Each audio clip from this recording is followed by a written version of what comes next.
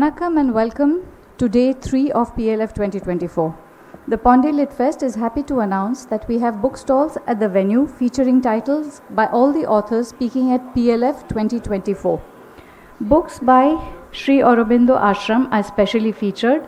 The festival also features an independent stall by Anadi Foundation for the great work they are doing in education, well-being, sustainability, culture and heritage, and an independent stall by Go Force promoting nationalism through merchandising and gifting. The Pondy Lit Fest would like to thank our platinum partner Motwani Jadeja Foundation, our platinum digital partner Asianet News Network, our gold partners Mahindra Next Wealth and Embassy, our session and beverage partner Radico, our session partners Zoho and Janki Baat, and our travel partner V-Trip. Stay connected with the latest updates and highlights of PLF. Follow us on Twitter at Pondy Lit Fest, on Insta and FB at PLF_Pondy Lit Fest. Do subscribe to our YouTube channel at Pondy Lit Fest for insightful videos and event coverage, and share pictures using the hashtag PLF 2024. In the first session today, we have a discussion on the Hindus of Bengal, East Pakistan and Bangladesh. We invite on stage, actually they are already on stage, Kanchan Gupta, Senior Advisor, Ministry of Information and Broadcasting, Government of India, Deep Halder, journalist and author. They will be in conversation with Alo.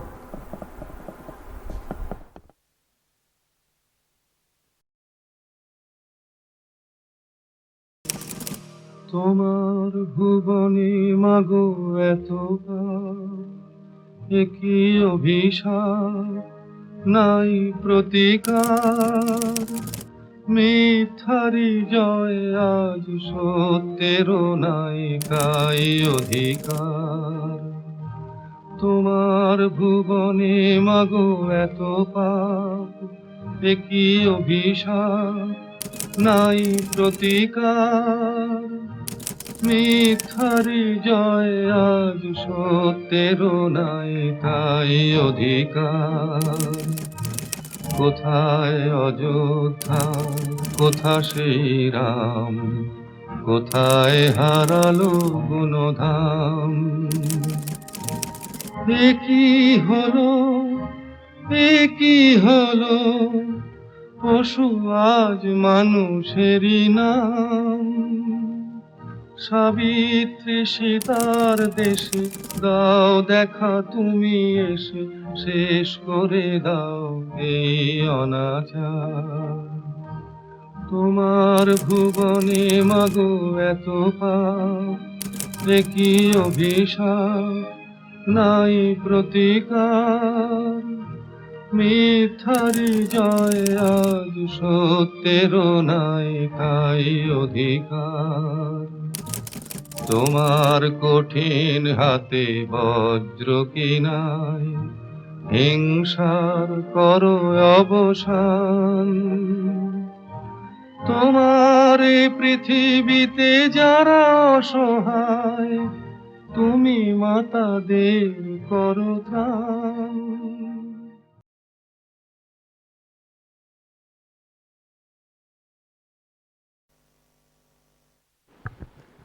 Good morning, everyone. So this morning, I'd like to begin the session by reading two quotes from Elie Wiesel. Elie Wiesel is a Nobel Prize-winning author. He's also a concentration camp survivor. And this is what he talks about memory, and this is what he talks about neutrality. We must take sides. Neutrality helps the oppressor, never the victim. Silence encourages the tormentor, never the tormented. Sometimes we must interfere. When human lives are endangered, when human dignity is in jeopardy, national borders and sensitivities become irrelevant. Wherever men and women are persecuted because of their race, religion, or political views, that place must, at that moment, become the center of the universe. Without memory, our existence would be barren and opaque, like a prison cell into which no light penetrates, like a tomb which rejects the living. Memory saved the best. This is in reference to this is his Nobel Prize acceptance speech. And if anything can, it is memory that will save humanity. So, as you all know, India was partitioned in 1947. Everybody has the memory of the Punjab partition. Somehow the Bengal partition is not really that remembered, and the atrocities are not remembered at all. And the Hindus of Bengal have suffered enormously, and this is our attempt at PLF to revive and to create a memory and imprint it in you. You might get shocked by some of the visuals you just saw there, but that is exactly my intention. I want you to be wounded, and I want you never to forget this. So we have here actually on stage 3 Bengalis. Kanchanda has a story to tell as a refugee. So, Dildeep Halder also has memories of being uprooted. I was very lucky. My grandparents came over to today's West Bengal side before partition. So to begin today's session, I would like the personal stories of Kanchanda as well as Deep, and tell us how you are connected to East Bengal and East Pakistan.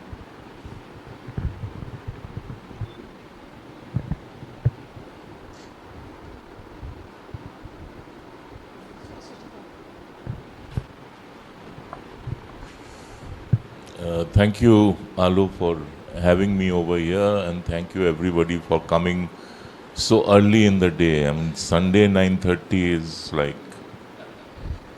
This is Pondicherry. See, I didn't even get time to do my hair. You're looking very good. You know, it's, as Alu said, it's very important that we should have memories. And unless we have memories, we will tend to go down the same path again and again and again. My grandparents, they came to India, my maternal grandparents and my paternal grandmother. And they came to India after partition. They held on with the hope that all this violence is going to subside, and they would not have to leave their homeland. We had a fragmented notion of Desh, and Desh meant your village, your district, your immediate surroundings. And she was a widow. She was widowed quite early in her life. And she had 5 children. My father was, I think, all of 11 years old or 12 years old, and the youngest child was still a toddler.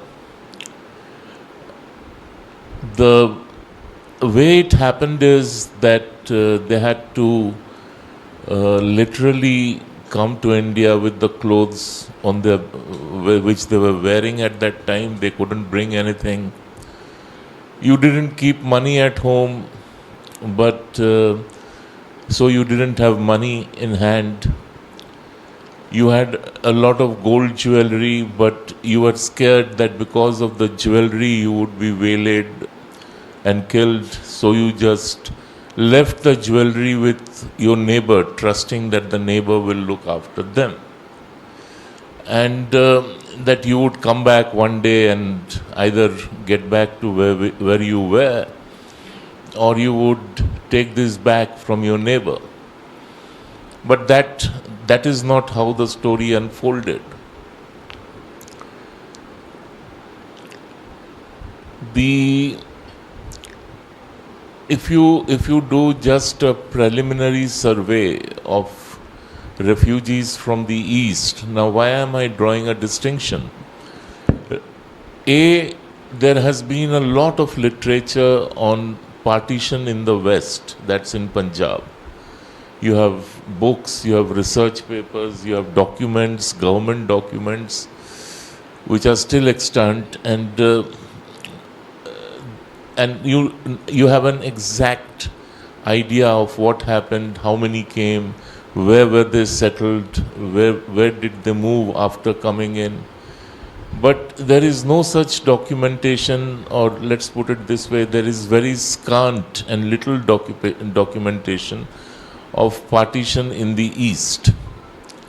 The other difference is that in Punjab there was partition violence.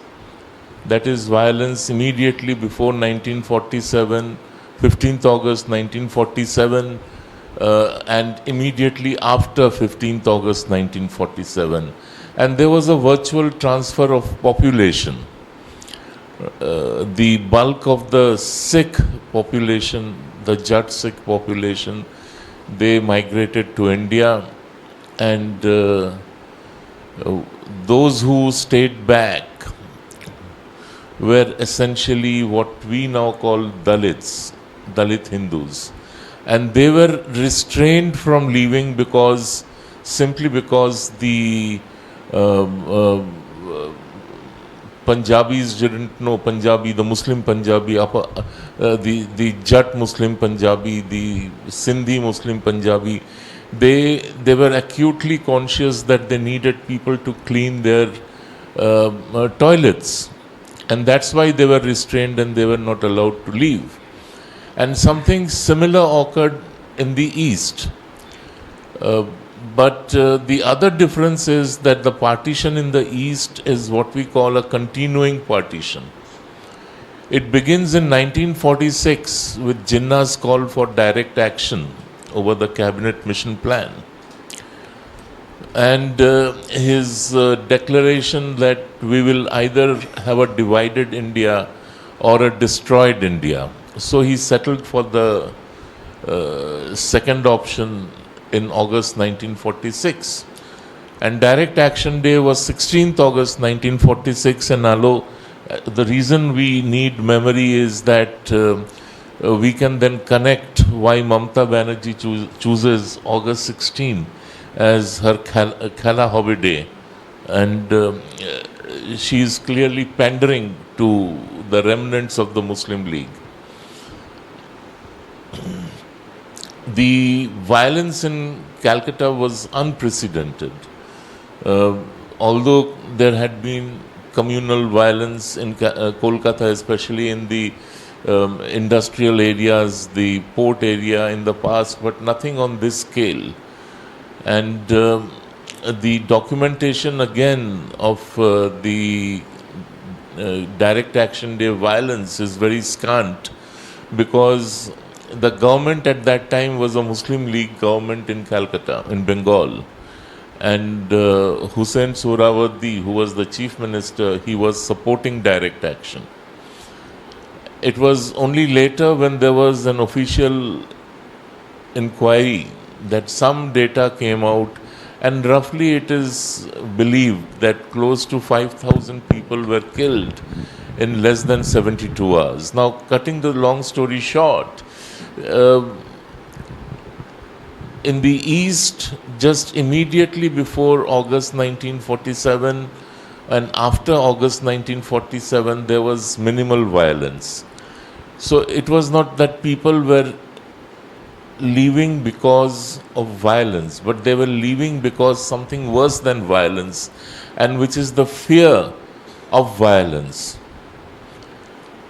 And then, as we have seen, that in 1955-56, then again in 65, then subsequently 1971, it was a continuous process of cleansing East Pakistan, and later first East Bengal, then East Pakistan, and then Bangladesh, of its Hindu component.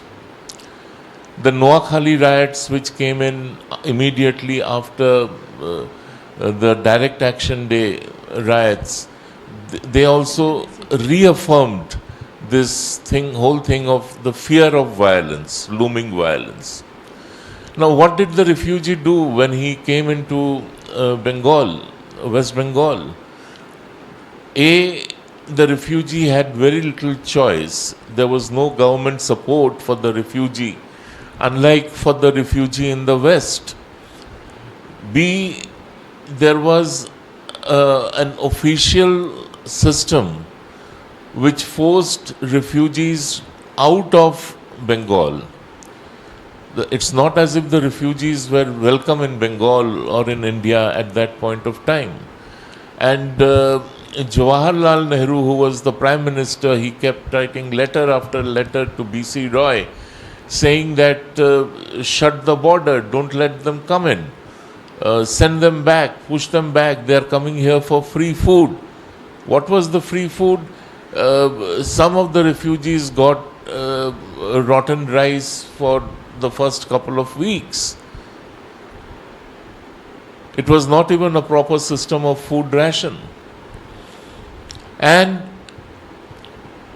the next stop was that they would be picked up, put into trucks and sent off to places like Dandakaranya, which is now in Chhattisgarh. And it was a total alien landscape. It was dry, parched land, mosquito infested, disease infested, and they were just dumped over there, that now you rebuild your lives. Later, some of these refugees who were dumped in Dandakaranya, they had this craving to get back to Bengal. And yet they understood that there was little available in Bengal for them. And they said that they have the agreement of the communists, that when the communists come to power, they can go and occupy an island in the Sundarban estuary. They tried doing that, and there was the Morijhapi massacre, which you may have heard of. The others, they were sent off to Andaman. And if you go to Andaman, you will still have a large community of East Bengal refugees living there.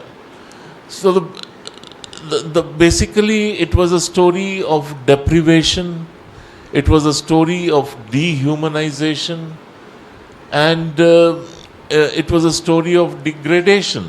My grandmother, she would wake up at 3:30 in the morning, go to the community hand pump. She would bathe, wash her clothes, and then carry buckets of water to the house, because she felt that it was her prestige was at stake if people saw her or her children using the public hand pump. And since then, she would eat the last in the house, and she would wait, because those were also the years of great hunger, there was a lot of starvation around. There was the food shortage period, and women would come would move from house to house, and they knew that nobody had food to offer. But I don't know, what do you call rice water over here? The water which... Kanji. No, the fan. When you boil the rice, the Kanji. water. So everybody would keep...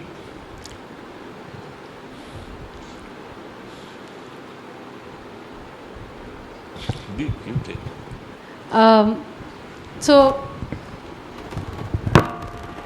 So Deep has written, in fact, a very important book, which we have on the counter there, called Blood Island. So Deep also, it's a very well written book. It's an oral history of the Morijhapi massacre.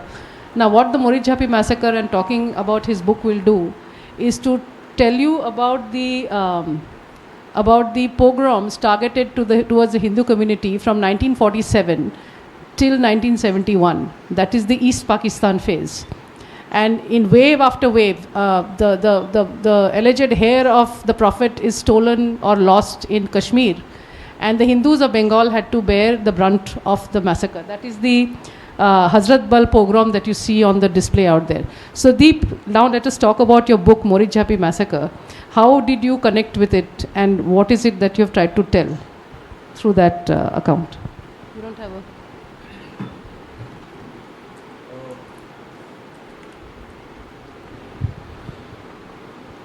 Well, I didn't know that I suffer from something called generational trauma till very recently, till I started writing my books. It was I think the UPA 2 had just begun, and I was approached by HarperCollins to write a book. And I didn't know what to write on. So they said that you just write, because I think they were looking for new writers in non-fiction. And I remembered this story I had heard in patches, in my childhood and also growing up. It is the story of Morijjapi. It's also the first story, in fact, that I remember, because it came to me through a survivor of Morijjapi. So the Morijjapi massacre took place in 1978-79. It was exactly a year after the left front government came to power in West Bengal. So as Kanchanda was saying, some of the Bengali Hindu refugees, and they were mostly Dalits, who came over from East Pakistan and also Bangladesh, but mostly from East Pakistan at that time, to West Bengal. And since West Bengal could not accommodate them, they were sent to the Underkaran, where a space they did not like at all, because it was arid, the language was foreign to them. They were mostly fisher folk, they were farmers. They wanted to do cultivation, they wanted to catch fish, sell them. That was their traditional professions. So they wanted to find a spot in the Sundarbans area of West Bengal. Sundarbans, remember, is also in, large chunk of Sundarbans is also in what is Bangladesh. So they thought that, okay, this is a space where there are a lot of tiny islands where we can accommodate ourselves, and where we can cultivate land and engage ourselves in fishing. And one of the reasons they thought that they could do this was because the communists who were in opposition at that time, they told them when they were being sent back almost a decade ago to the Underkaran, that look, this is a very bad thing that is being done to you by both the center and the state. If we are in power, if we come to power, we will make sure that we'll bring you back to West Bengal, because you are Bengalis. This is where you belong. Now they lived with that hope, okay, all these years, while they try to somehow carry on with their lives in the Underkaran, that someday the communists would come to power and they will bring us back to West Bengal. Now the communists did come to power in 1977, but they forgot all about that promise, because it didn't matter anymore, I think, politically. They sent delegations to meet the Chief Minister Jyoti Basu at that time. They met other communist leaders, but there was no movement. There was no attempt at bringing them back to Bengal from the Underkaran. So over the course of their time in the Underkaran, whatever little money they had saved, they took that and they identified a place in the Sundarbans called Morijjapi Island. It's a tiny island and uninhabited at that time and also now. And they decided to go there by themselves without any help from the government and set up a township, which they did. This was 1978. So the better part of 1978, this amazing experiment took place in the tiny little island called Morijjapi, where hordes of refugees, at one point of time, I think the numbers swelled to around 1 lakh or more. They cleared shrubs. It was a completely uninhabited island. They cleared shrubs, built huts, and they they built a township. There was a boat manufacturing yard. There was a salt pan factory. There was a school there. They later set up a tube well. So it was a bustling township. Sometimes in the story, when I recall the story of Morijjapi, I tend to forget the experiment that took place there, where out of nothing you established a township, and mostly by themselves. There were, of course, some writers, thinkers, political activists who they leaned on, but they mostly did it on their own. Now, my father who was a young professor at that time, used to be one of the people who used to go there, and he got to know some of the refugee leaders in that island. So later on, when the massacre of Morijjapi happened, last months of 1978, and the better and the first few months of 1979, the daughter of the top leader of Morijjapi came to stay with us. Now, I was 5 years old at that time. I had no idea about all of this. Her name was Mana. She was named after Mana camp because that's where she was born. She was around 15 at that time. So Mana, and I was 5, 6 years old. So Mana was introduced to me as an elder cousin, but she looked a little different. She spoke differently. Her accent was different. So I didn't quite believe that story, but we became friends, and she would tell me in the night stories that I couldn't make sense of. Stories of huts being set on fire, policemen coming in the middle of the night, taking women away, hordes of policemen suddenly coming into a village and attacking villagers, about gunfights, and about villagers trying to fight the policemen with bows and arrows and spears made with from branches of trees. Now, these were fantastical stories for me. Imagine for a 5-year-old hearing such stories. But that memory stayed with me. So later on, when I was asked by HarperCollins to write a book, somehow I thought the first book that I should write is the first story I ever heard. So that's how it began. I went to my father, who simply refused to help me. He said, "It's not your story to tell because you don't know anything about it." But then I said, "Look, I want to tell the story. Please trust me with the story." And he gave me a few numbers, and it took me journalism teaches you to write fast, sort of whatever it's history in a hurry. But it took me all of 5 years to write this book, and Kanchanda was a huge help when the book came out, because I seriously thought when it came out, maybe 10 people will read the book, but whatever little success Blood Island has had is thanks to this gentleman to my left. But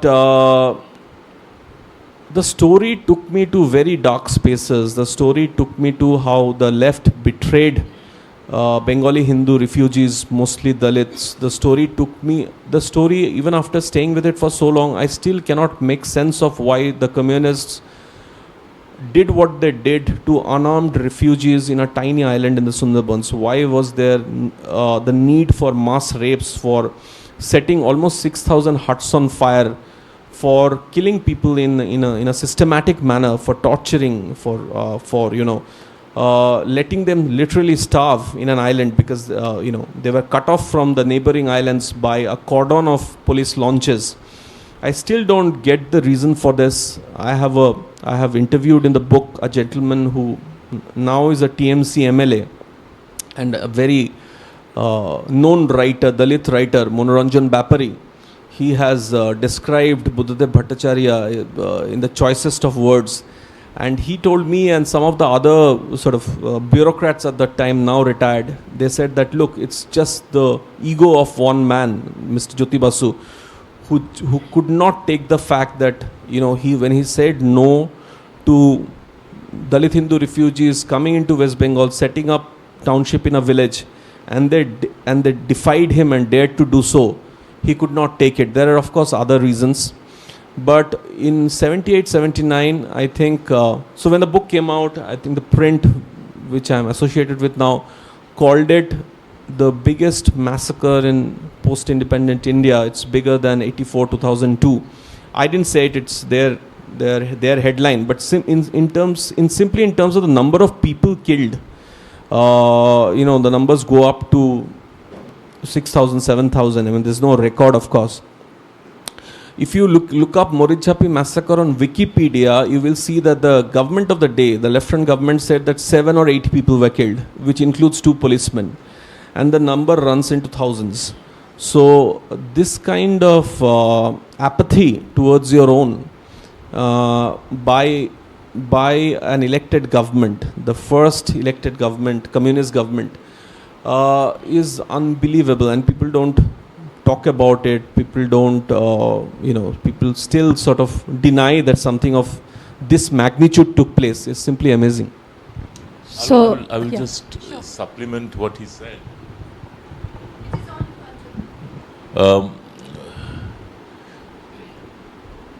Most families never told the stories to their children. It was a strange silence, like Deep said that his father told him, "It's not your story." I think there was a lot of denialism which was at play, and also there was a lot of shame that if I tell my children that they come from nowhere and that they are not children of this soil, then there would be a certain apathy in them towards the land they have adopted. In my house also, my father or my mother never talked about partition and the horrors of it, and the sheer trauma of being evicted from your own land and having to take refuge in a foreign land. But it continued, they sort of continued with trying to maintain their identity in terms of the food they ate, the language they spoke at home, and of course supporting East Bengal club during the football season. But hidden behind it was a very, very deep wound, and it was not just the sheer brutal act of being wrenched out of their homesteads and being forced to leave everything behind. There was also this grievance that nobody reached out to them. Most of the refugees came by train, and even those who walked across the border, they sought shelter in Sialda station, railway station, and they ate whatever they could find. And the story I was telling you is that families would keep the water of, when you boil the rice, you get this thick white water, which you would keep, and the refugees would come and collect the fan, and that is what they and their children survived on. Why a question is often asked is, why did the refugees turn towards the Communist Party for help? Because there was no help from the Congress. And as I said, Nehru, I'm convinced now, he was a pervert who had a distaste for dark-skinned people, dark-skinned Bengalis. Because this is not how he responded to refugees from the West, which were the fair-skinned Punjabis. And for him to repeatedly demand that the refugees from the East be sent back, they should not be allowed to settle here, or their lives should be made so miserable that they wish they never came here, and they would send messages back home, please don't come into this country. And the only way they could survive, they could rebuild their lives, is by grabbing land. And that's why in Calcutta you have suburban colonies which were suburban, they are no longer suburban now, called Bijoygad, Victory Fort. They would just go and occupy land. And at that time, to create a vote bank and create a support base in the urban areas, because the refugees never settled in the rural areas of Bengal, they were not welcome over there at all. The Communist Party of the day, they sort of joined hands with the refugees and sort of tried to draw them into the communist fold. So that is how the leftward turn begins. It was anti-Nehruism which sort of was the crux of the problem. And we could go on and on and on. He has written a very profound and moving book called it's called The Blood Island. Amitav Ghosh, years before he wrote this book, Amitav Ghosh had written the Tide. And I remember one of the reviews of that book was, it's lyrical prose. There is nothing lyrical about human sorrow. You have to be really, really perverse to find human sorrow, human grief, human deprivation, degradation as lyrical. So East Pakistan became Bangladesh over the corpse of 3 million to 4 million Bengali Hindus in what is known as the Operation Searchlight. So if you see Yahya Khan there and if you see Tika Khan there, those are the Pakistani establishment and generals who saw to it that when the liberation war was about to happen, that targeted pogrom towards the Hindus. So you had about 3 million die from March to November. Yeah. So if you talk about genocides, I quoted Elie Wiesel and I insisted on memory. It is very important for all of us to remember what Hitler did in the concentration camp with 6 million Jews from 1942 to 1945. It is very important to remember what Churchill managed to do in 1943 with 4 million Bengalis in a famine. It is equally important for all of us to remember what the Pakistani army managed to do in 10 months. So that was the fate of, it is over the corpse of 4 million Bengali Hindus that Bangladesh was born.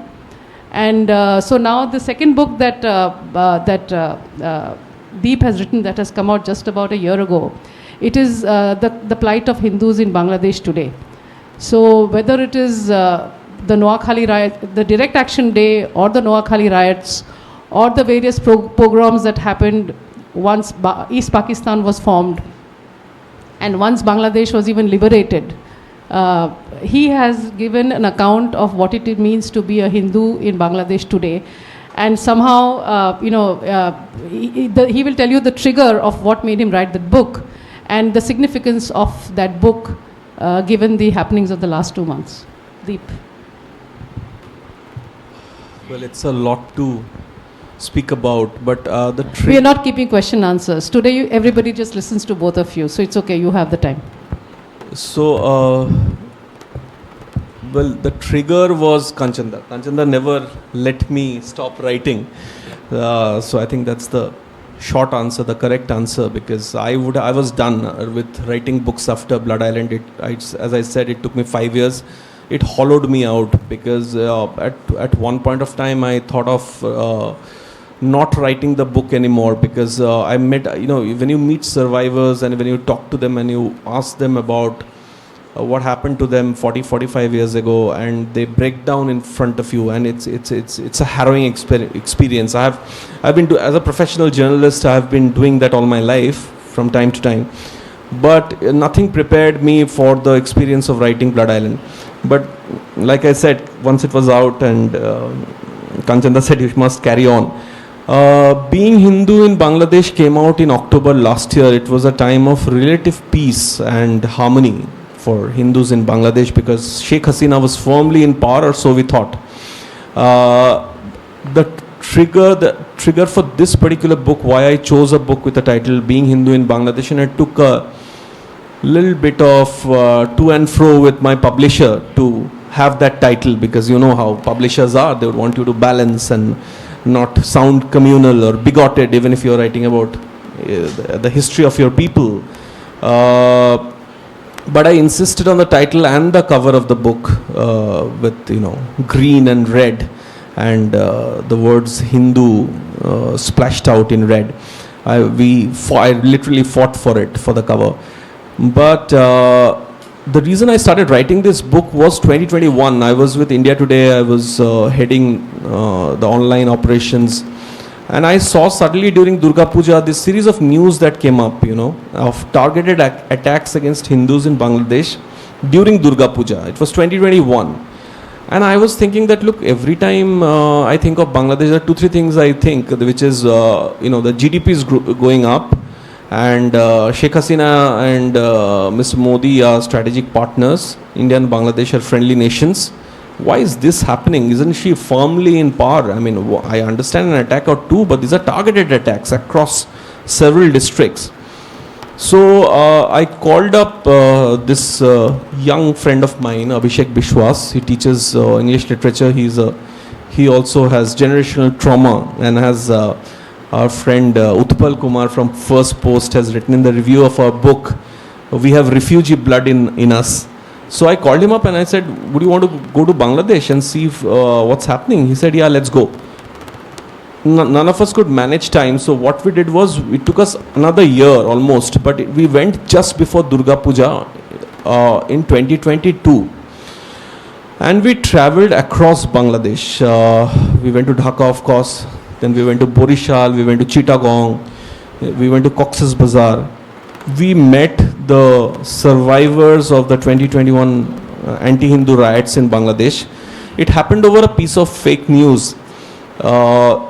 A copy of the Quran was found on the feet of a statue of Lord Hanuman, and that picture was taken and circulated over WhatsApp and Facebook. And riots started in Kumilla, and then it spread across. Hindu homes were targeted, Hindus were killed, Durga Puja pandals were brought down, and Durga Puja was severely affected. It was right in the middle of Durga Puja in 2021. So a year later, when I went to Noakhali and I met a woman called Mukta Shaha, I was meeting her for the first time. I did not even know she existed. She didn't know I existed. So with folded hands, I said that, I have come to talk to you and to hear what happened to you. Her brother had been killed in front of her eyes a year ago.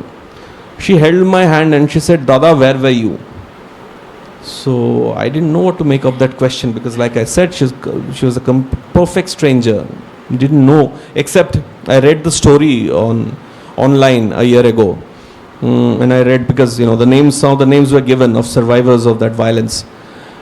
So I said, what do you mean by where I am? So she said, when neighbors become killers, shouldn't strangers become friends? And it's a line that compelled me to write Being Hindu in Bangladesh.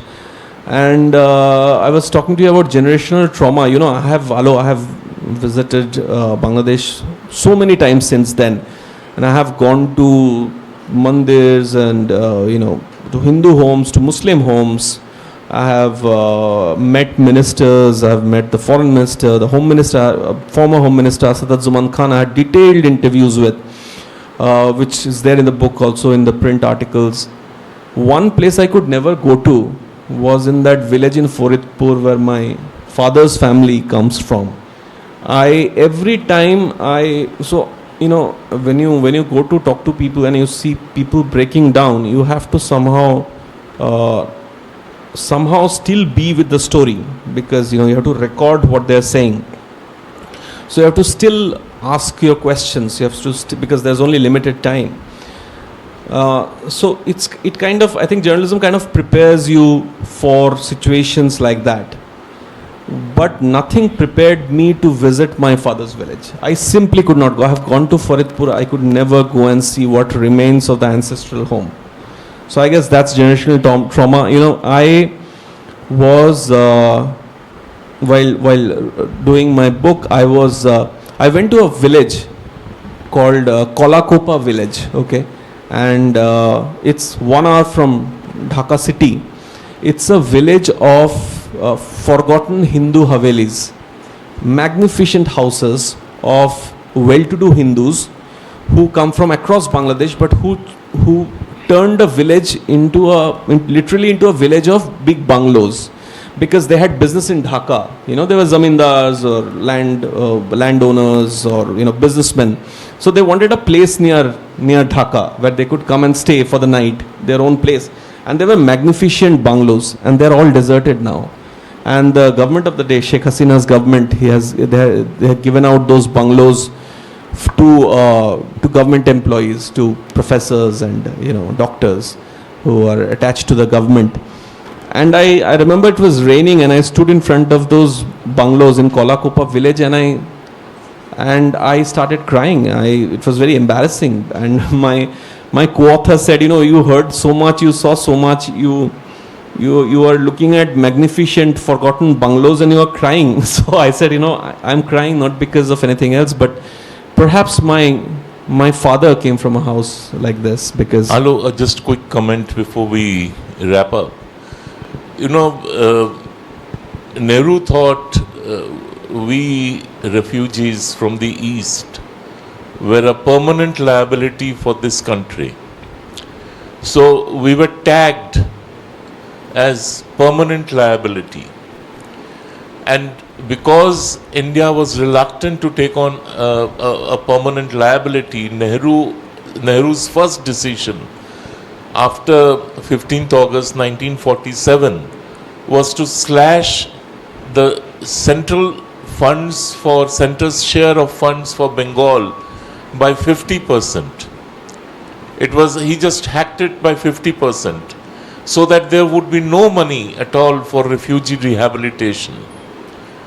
2, he ordered tarpaulin camps to be set up, which were called permanent liability camps, so that it gets stamped on your mind that you are a liability. Now I have, today when I look back, I feel no shame. I think between my father and me, we have contributed, my mother, we have contributed more to this nation and nation building than Nehru's dynasty. So if we have a permanent liability in this country, it is the Nehru-Gandhi dynasty. They have lived on the people, they live of the people, and they shall continue to be a liability. So that is what I wanted to conclude with. So there is a reason why, first of all, Kanchanda and Deep have their personal story, but I have immense respect for the profession that is journalism and those who do it well. So you cannot talk about Bengal, you cannot talk about the Hindus of Bengal if you do not pay homage to Anthony Mascarenhas. He was a Christian journalist who chose to be in Karachi, who was taken by the Pakistani army to East Pakistan during Operation Searchlight.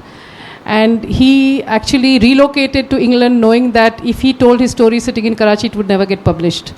And that thing you see here with genocide, it is, he moved his family to England, he took his article with him, he approached the Sunday Times, and for the first time the world came to know that a genocide was taking place. So we owe a lot to the honorable, honest messengers. And I think if you talk of journalism of the finest caliber, we have, I think, among the best in the country here seated. And not only that, so that's the reason why I want to pay homage to good journalism and to both of you for the work that you do. Sanjay Kulkarni, Lieutenant General, he wants to add a few words to conclude the session.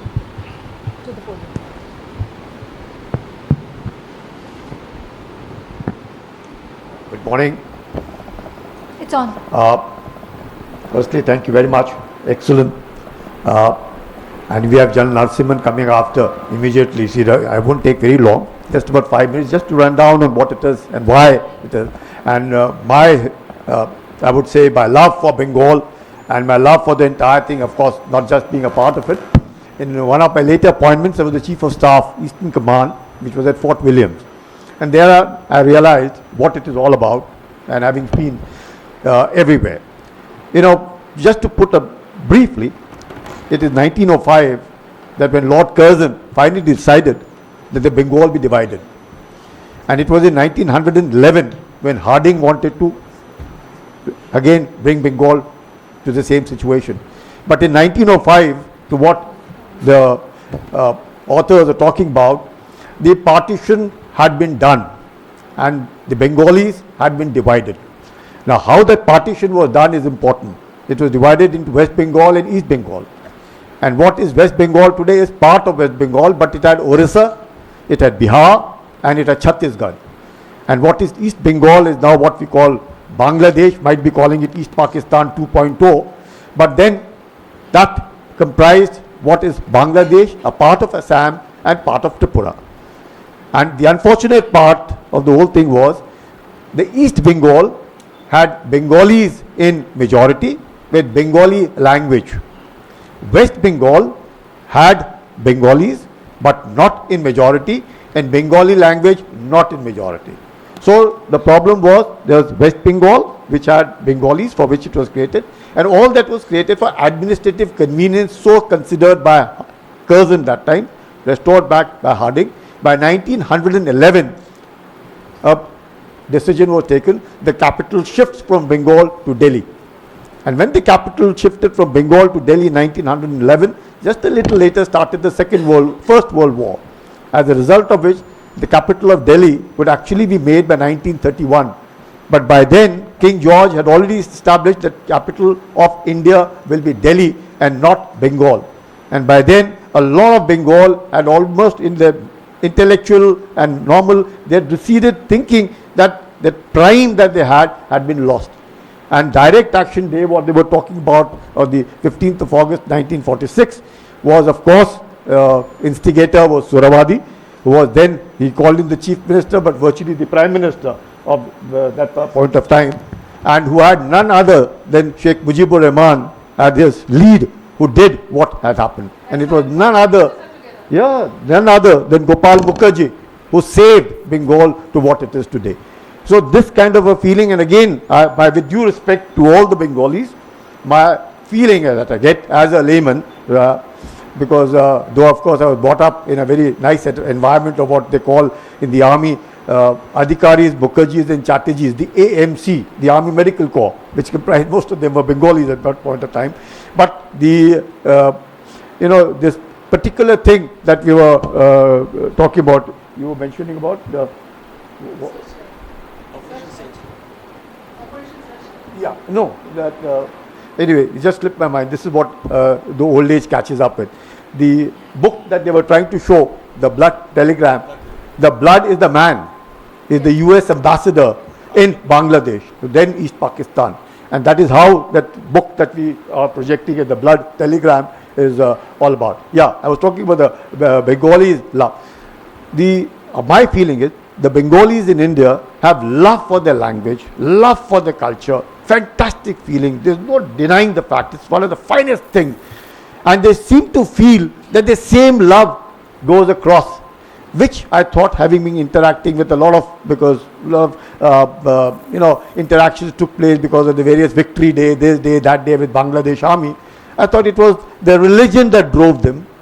The language, yes, but religion drove them. Whereas the Hindu Bengalis, it was not the religion that drove them, it is the language that drives them, the culture that drives them, the feeling of oneness that drives them. And probably that is where the distinction, and you find, like they said, from 17% of the population, now we are down to 0.5% in Bangladesh. Thank you very much. It was wonderful listening to you all. Thank you. Sir, thank you for mentioning Gopal Mukherjee.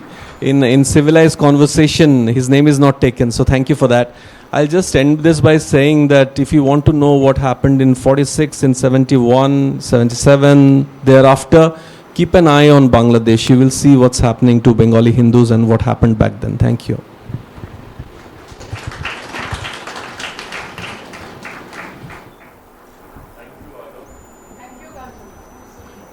How many Bengalis in the audience here from refugee families? Just raise your hands.